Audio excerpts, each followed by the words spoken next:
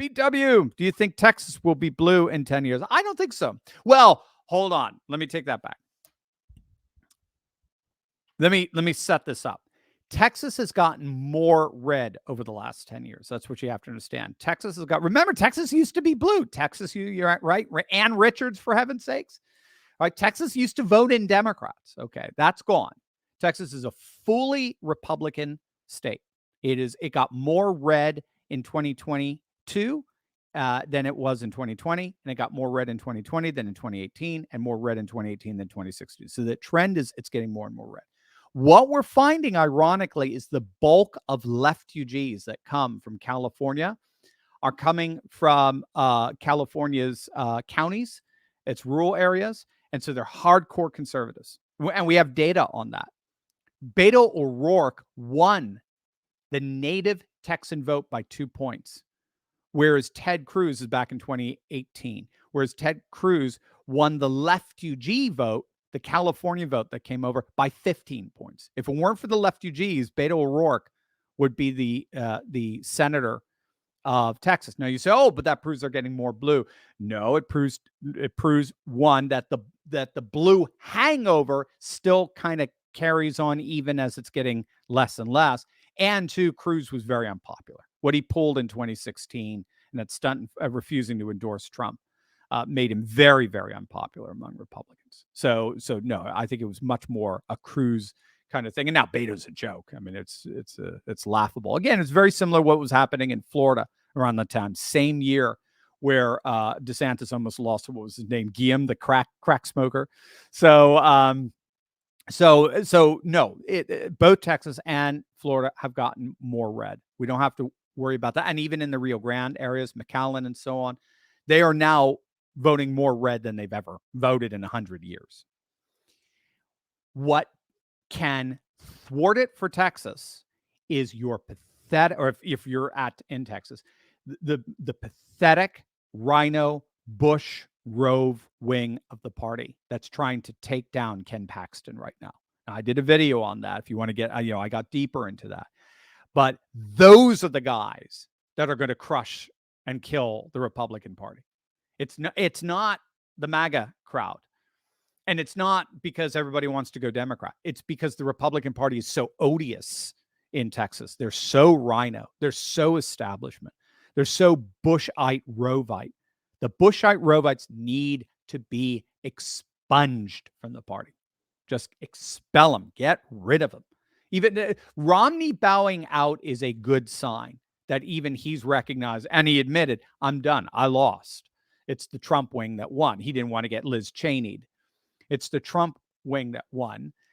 George P. Bush got shellacked in the primaries by Ken Paxton. He got, in effect, Liz Cheney. I mean, got absolutely shellacked. The Bushes are out, and Rove is out. Now he's just getting his check from Murdoch and the donor class, like he always has. He's made his whole life doing. So it's very important to keep them out. And any and all Republicans that vote to convict Ken Paxton need to be primaried and taken out of Texas, or you deserve to lose it.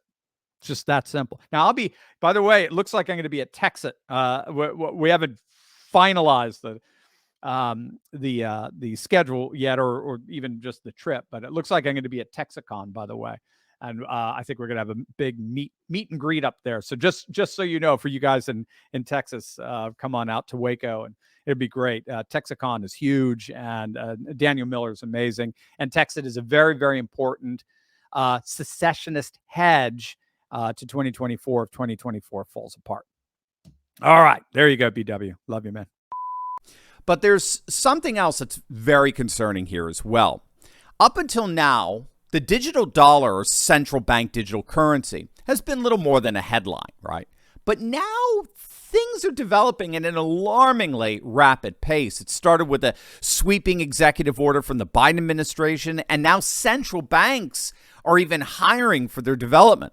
Here's the thing. A digital dollar, as you all know, when all is said and done, means centralized control. It can be used to track your purchases, control what you buy, and even seize and freeze your assets like we saw with the Freedom Convoy. That's why it is so critical for you to protect your money with precious metals like gold and silver.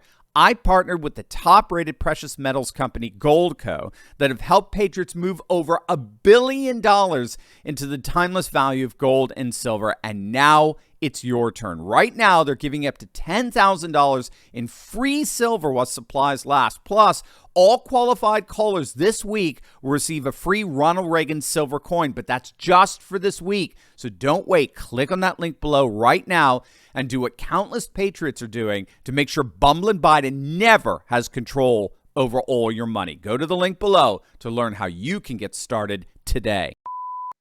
Charles, good to see you, my friend. Thank you for the gift. In regards to red states getting redder, I'm doing my part in Idaho. God bless you guys. I mean, people want to join you, for heaven's sakes.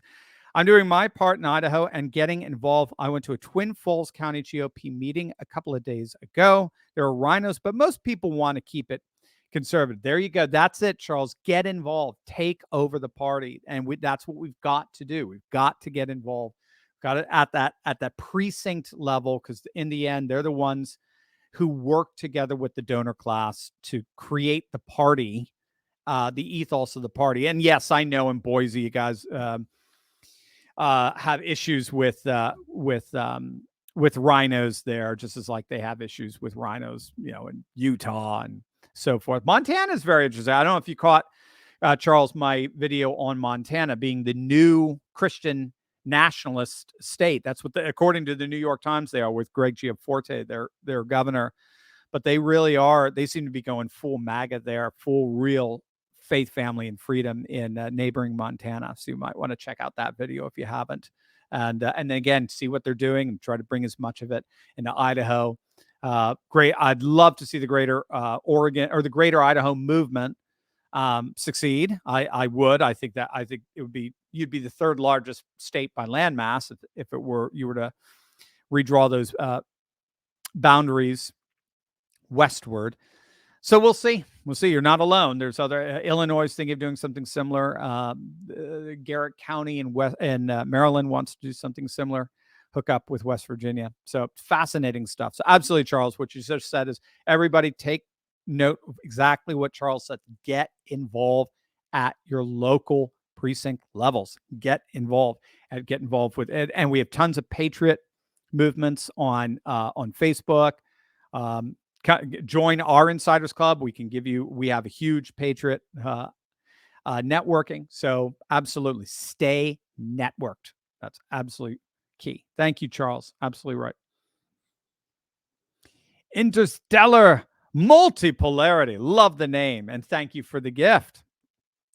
Left-wing populists here, all in for Trump 24 and a multipolar world. Is there room for someone like me in the MAGA coalition? Just 2 years ago, I had Trump derangement syndrome, happily recovered. Of course there is. That's the beauty of populism. I think you know the answer for that. Stella, you just want me to wax a little bit on it, and I shall. So you're seeing it with Jimmy Dore. You're seeing it with number RFK. You're seeing it with number others. We're no longer left and right anymore. I mean, we have left and right frames of reference for sure. No question about it. And but what I found is left and right populists, when it comes to the main thing and what's right in front of us, we are 100% in sync. I mean, I've been openly advocating a Trump Kennedy ticket. I'd love to see something akin to that. So yeah, as long as you recognize the problem with the uniparty, as long as you recognize the problem with the donor class, as long as you recognize the problem with unipolarity, as I see you obviously do, on the international stage, right? Mark Twain said you can't be an empire abroad and a republic at home. If we're a unipolar power abroad, we're going to be a uniparty power at home. So, and you obviously recognize all that. And so I think for a lot of people, I mean, someone like, this is where someone like a Bill Maher doesn't quite get it yet. He doesn't have, from what I gather, he may, but from what I'm seeing, he doesn't seem to have those frames of reference. For him, it's all just about wokeness. Wokeness sucks. Wokeness is the new KK, as he puts it. Wokeness is the new Marxism. And we want liberalism. We want good classical liberalism. So he could sit down with Jordan Peterson and talk about the beauties of free speech, blah, blah, blah. Uniparty, right? The unipolar world. the billionaires and the donor class hooking up with bureaucrats like Barney Frank sitting on the board of Signature Bank because he wrote the regulations that regulate banks, all that sort of stuff. I mean, he just doesn't seem to be there. Jimmy Dore's all in. Jimmy Dore sees it 1,000%. Joe Rogan is going there 1,000%. Remember, he was a Bernie Sanders supporter. So no, absolutely, we're all in it together. And then once we defeat the deep state, once we defeat the uniparty, once we defeat the unipolar world and bring in a multipolar world, then we could have a great time debating as the new populist right and the new Main Street right and the new mainstream left. We can have a great time debating our key distinctive points. But right now we're 100% united. And Trump, for better for worse, is the main populist candidate. So you're clearly seeing that. That's why I think a Trump Kennedy ticket would unite the populace completely. But if not, go with Trump, get him in. Let's smash the China shop, as it were, and then we can have a great time debating differences after that. So I'm with you 1,000%. So wonderful, Interstellar. Thank you so much.